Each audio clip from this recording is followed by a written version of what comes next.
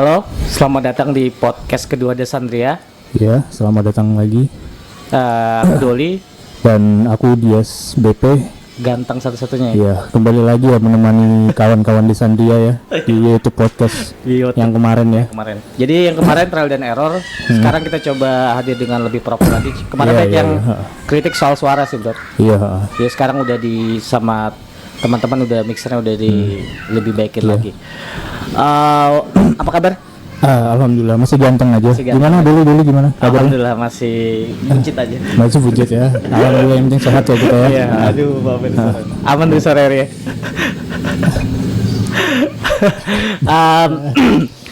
Hari ini kita bakal bahas soal dunia perkuliahan ya. Iya betul. Jadi Menarik.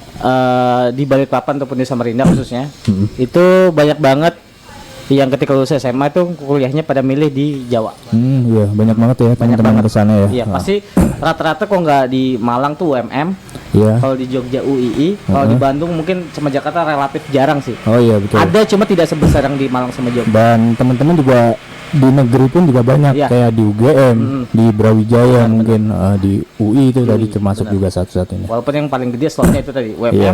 UII itu udah kayak Betul. udah kayak apa? Kiblat lah ya. Tapi apa ada satu alasan mungkin yang rasional kenapa mereka pada pilih kuliah di Jawa.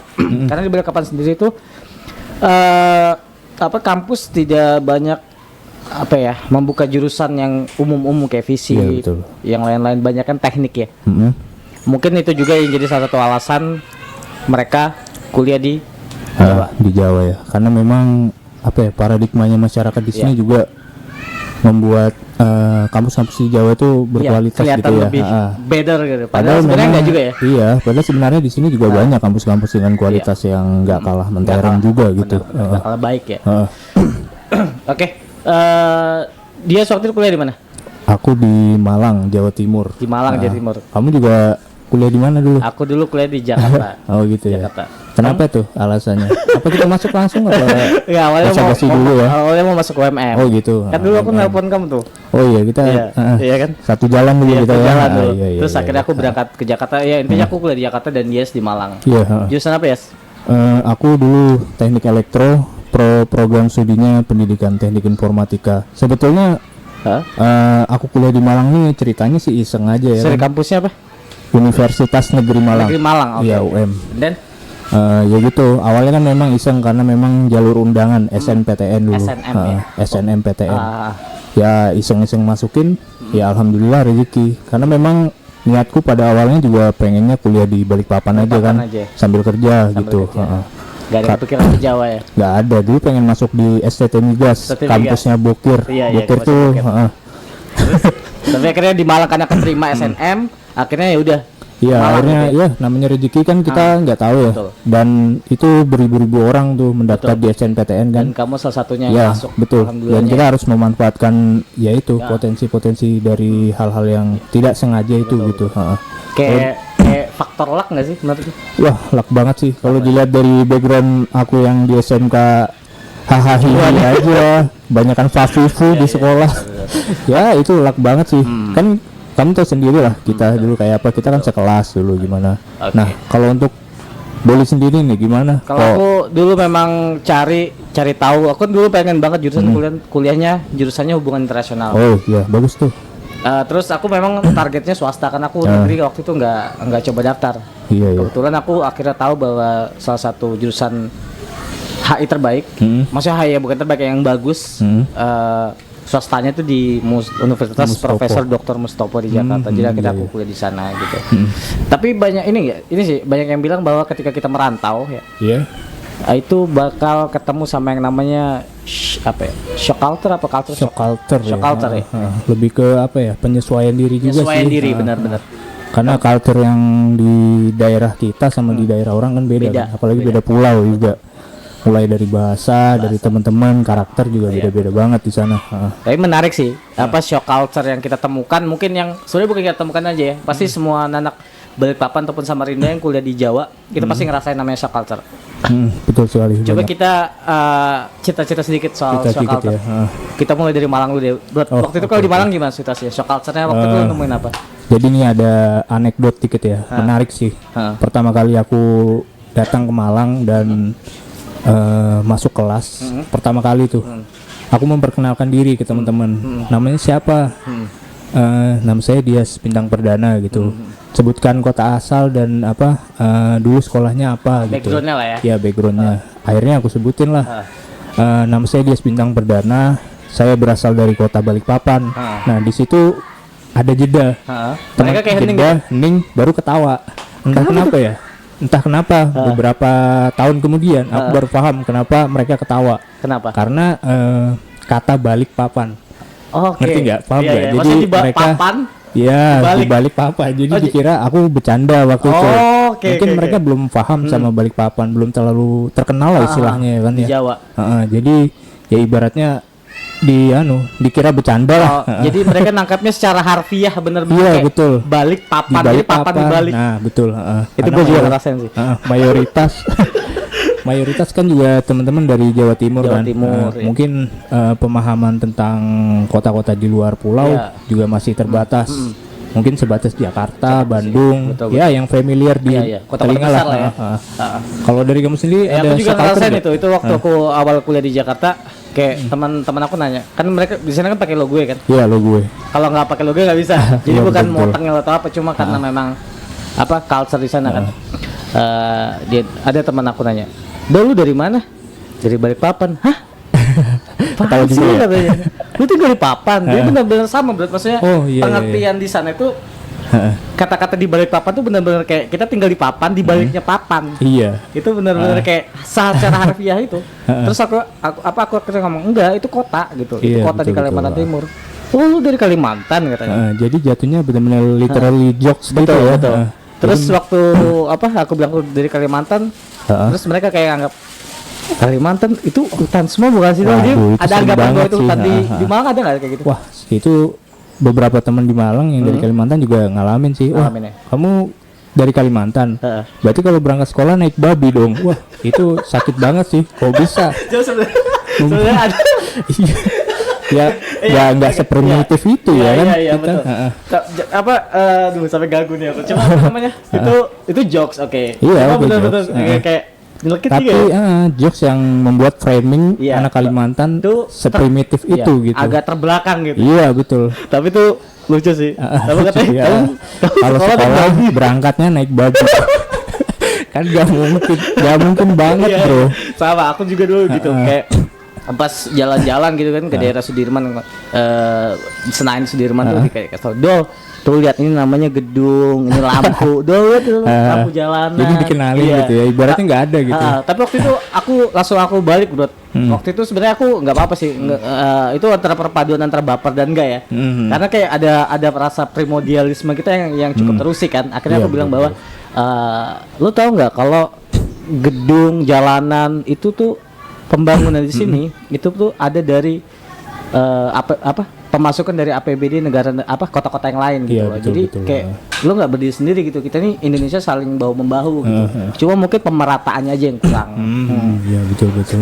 Tapi Jadi kamu memang banyak kejadian lucu ya dari shock culture yang kita alamin gitu ya. tapi kamu nggak naik babi. Wah, enggak, aku naik badak kalau nggak salah. Terus kalau bahasa gimana? Kamu Kalau bahasa karena apa ya? Awalnya memang sulit sih menyesuaikan sama teman-teman di sana. mereka bahasa Jawa ya, Sir? Ya bahasa Jawa. Jadi teman-teman di sana khususnya teman kelasku itu banyak yang pengen menyesuaikan sama aku. Dan jatuhnya malah norak gitu loh. Jadi mereka pakai lo gue, padahal aku sendiri nggak pakai lo gue gitu. Karena memang aksenku juga bahasa Indonesia banget gitu. Oh sorry. Tapi di Malang waktu itu ada beberapa teman kamu. Ini asli Jawa nih maksudnya. Asli Jawa. Cuma Pengen mereka asik lah. Pengen asik. maksudnya dalam tongkrongan lah ya. Iya. Cuma mungkin agak kurang pas ya. Kurang pas. Aku bilang udah nggak usah pakai lo gue, aku lo pakai aku kamu aja, santai wae lah gitu. Tapi akhirnya kan bisa bahasa Jawa kan? Ya alhamdulillah dikit-dikit lah. 4 tahun di sana bisa lah. Oke. Kalau kamu sendiri gimana? Ada cerita menarik dengan pemakaian lo gue? Kalau di enggak. Kalau lo gue jadi apa namanya? Sebenarnya aku waktu awal ngampus, bro, aku tuh bener-bener nggak mau pakai kata-kata lo gue. Oh iya, kenapa tuh? Apa ya? Mungkin aku yang norak kali. Aku nganggapnya bahwa itu kayak sinetron banget gitu. Maksudnya kayak tengil gitu kan? Iya. Kayak tengil. Terus akhirnya sampai sana jadi aku tetap pede aja pakai aku kamu. Oh, iya. Kayak lu kemana? Enggak, aku di sini atau enggak? Iya gitu kan. Cuek aja, aku nggak ngerti. Maksudnya aku betul, tetap apa salahnya gitu, ya kan? Terus sampai akhirnya, tapi aku dapat kayak beberapa entah sini entah entah mereka agak menahan tawa ya. Terus sampai akhirnya ada teman aku yang ngomong kayak, "Do, lu tahu nggak sih? Lu coba aja pakai logo aja di sini." Maksudnya kan lu di sini. Karena di sini kalau penggunaan kata aku kamu itu cukup apa ya? Cukup dalam tanda kutip sakral ya. Maksudnya kayak betul. kayak misalnya aku kamu itu untuk misalnya pacar ataupun saudara. Jadi kalau sama teman tuh mereka paling agak geli kalau misalnya pakai aku kamu. Beberapa orang ya, walaupun beberapa ada yang masih kayak santai aja pakai aku kamu kayak gitu. Oh iya. Terus sama ini bro, apa? Kita kalau di Balikpapan nyebut ikat pinggang apa? Pendeng. Kalau di sana apa? Kalau di Malang apa? Ikat Di pinggang. Malang sabuk kalau nggak Sabuk salah. ya. Itu Itu sana nggak ada- Jasper ya? Iya. Kalau Jakarta Iya, ya? jadi dulu pernah bro, kan dulu aku ngampus mau pinjam. Aku dulu mau pinjam pendengnya seniorku kan, dia orang Jakarta asli. Gue bilang, "Bang, pinjam pendeng lu dong." "Hah? Pendeng?" "Iya bang, iya. pendeng." "Gua nggak ada pendeng." "Hah? Pedang," katanya. "Pendeng bang, pendeng." "Gak ada, apa sih itu?" katanya. iya. "Pendeng." Pendeng ya. "Pedang, gua ada pedang." Jadi katanya. nanggapnya mereka tuh udah selaras sama Enggak, kamu ya? mereka benar-benar nggak tahu pendeng itu apa, benar-benar. Jadi akhirnya apa ini bang ikat ping? Oh gesper, gila bahasa apa sih lu pendeng-pendeng?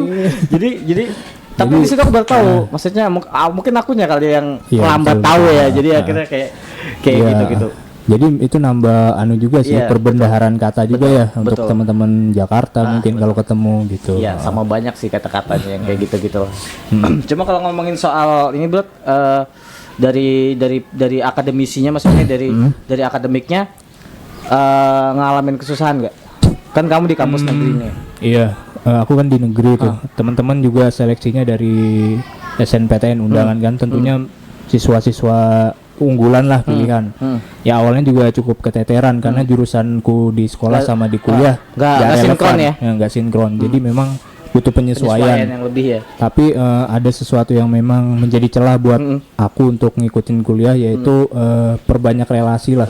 Nah di situ aku bisa minta bantuin ngajarin, bantuin ini itu. Jadi ada celah yang bisa dimanfaatkan dari situ, tidak cuma dari perkuliahan akademik di kelas saja. Tapi ini sih bener nggak sih kalau misalnya kita waktu pertama kali ke Malang, Iya betul. itu pasti yang pertama kali terucap tuh Malang dingin nih. Wah iya sih bener banget ya. Tapi aku rasa makin kesini makin panas karena memang Maksudnya tidak sedingin dulu Iya, gitu, tidak sedingin waktu pertama kali aku datang ke sana karena memang ada global warming itu ya. Mungkin ada efek juga kali ya. Ya betul. Karena apa ya? Di sana juga siklus cuacanya juga ya gitu, dekat pegunungan, Iya, baru dataran dataran tinggi tinggi. nggak sih? Iya, Dataran tinggi dataran ya? tinggi. Jadi memang ya gitu dingin.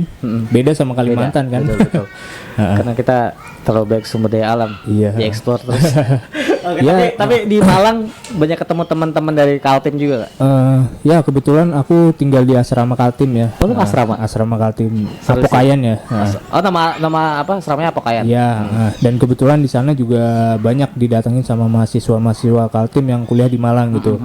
Dan mereka cukup solid bisa dibilang. Cukup solid. Dan kemarin itu mereka cukup berprestasi di sana dengan juara kampung budaya. Mereka menyabet 3 kategori juara di sana. Oh, mereka ada perlombaan soal Tentang kampung budaya. kampung budaya. Dari Universitas Brawijaya.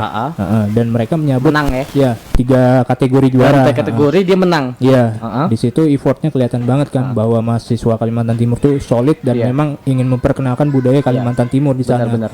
Tapi ada yang cukup disayangkan dari Prestasi situ, karena kita sangat berharap nih dapat feedback dari pemerintah. Feedbacknya nggak Pemerintah Kaltim ya. Ya, pemerintah provinsi Pemkot atau Kalimantan Pemprov Timur. ya?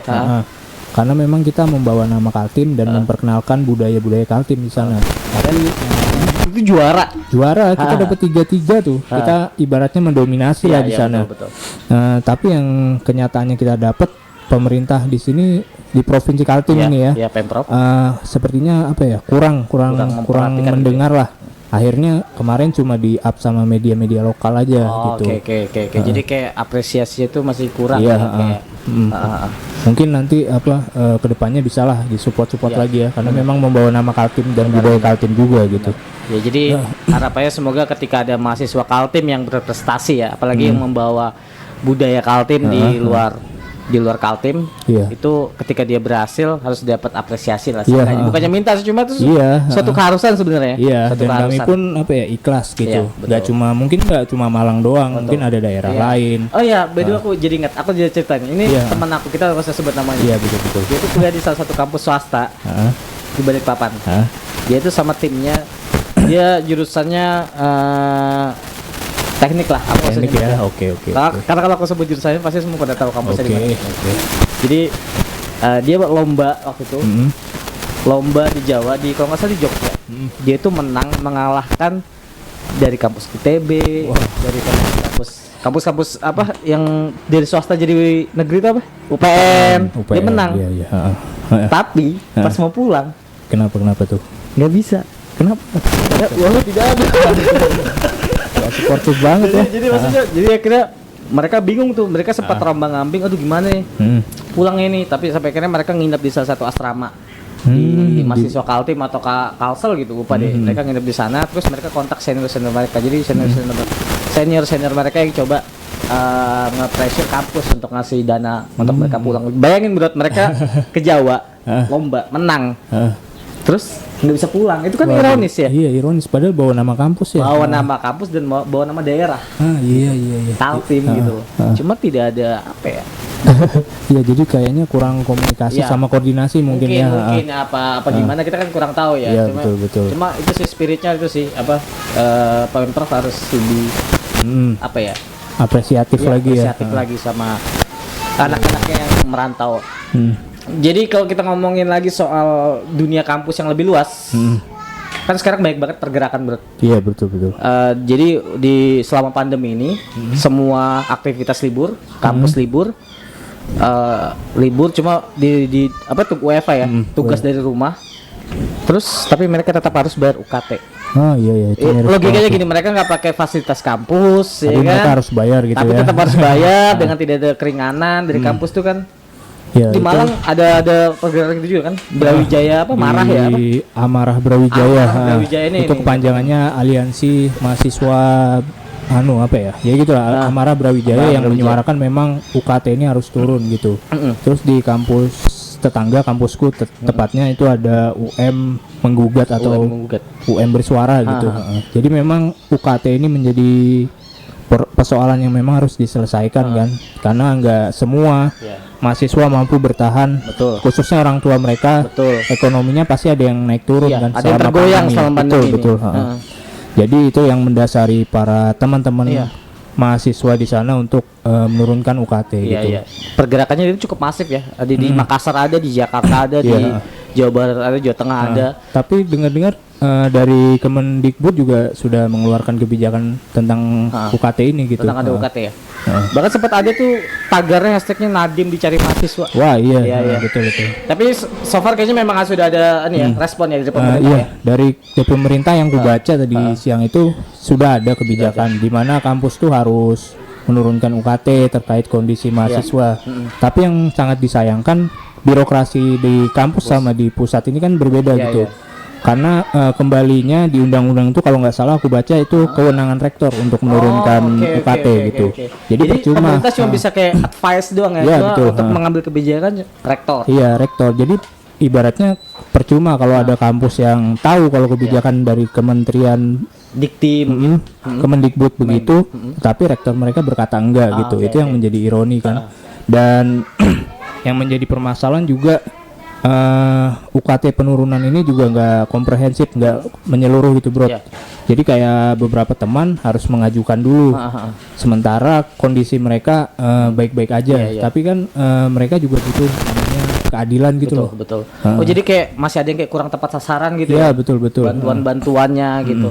Ya ironis ya. Iya, menurut aku sih ya sebaiknya langsung disapu bersih semua sih. Betul. UKT seluruhnya harus turun. Oke, betul. Karena bukan berarti tidak mau bayar, cuma Iya, karena situasi kondisi begini, jadi memang harus ada wise lah kebijakan Iya, dari betul, pemerintah untuk merespon teman-teman mahasiswa yang berjuang ya di tengah Iya. pandemi ini. Lagian Mungkin- juga apa ya? Mereka juga berjuang untuk keluarga Indonesia. mereka juga. Dan untuk Indonesia Iya. kedepannya Belajar aset bangsa lah, kan, pemuda betul. itu aset bangsa loh. Iya betul. Dan apa yang mereka perjuangkan juga untuk keluarga mereka juga, karena mereka nggak membebani orang tua juga kan. Oke. Dari Doli sendiri ini kayak apa nih tanggapannya tentang apa? Banyak keriuhan di dunia pendidikan. Iya, mungkin itu sih mungkin apa ya? Pendidikan jadi salah satu PR paling besar ya dari pemerintahan sebelumnya. Iya betul. Karena berganti menteri, berganti pola kebijakan, kayak gitu-gitu. Jadi itu kayak muter aja gitu, kayak lingkaran setan lah istilahnya dalam tanda kutip ya.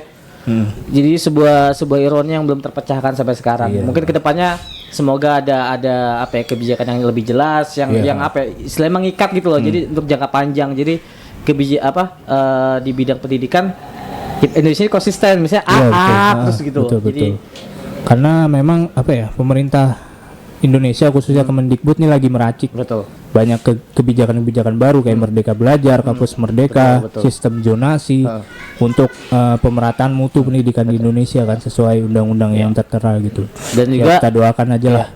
Intinya gini apa? Soal pendidikan itu amanat undang-undang ya, amanat konstitusi kita untuk negara, bahwa salah satunya yang berbunyi bahwa mencerdaskan kehidupan bangsa. Itu harus lewat pendidikan. Fundamental banget ya. Fundamental. Semoga kedepannya lebih baik.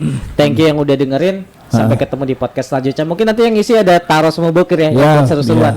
Kita yang serius-seriusnya, nanti mereka yang seru-seruan. Oke.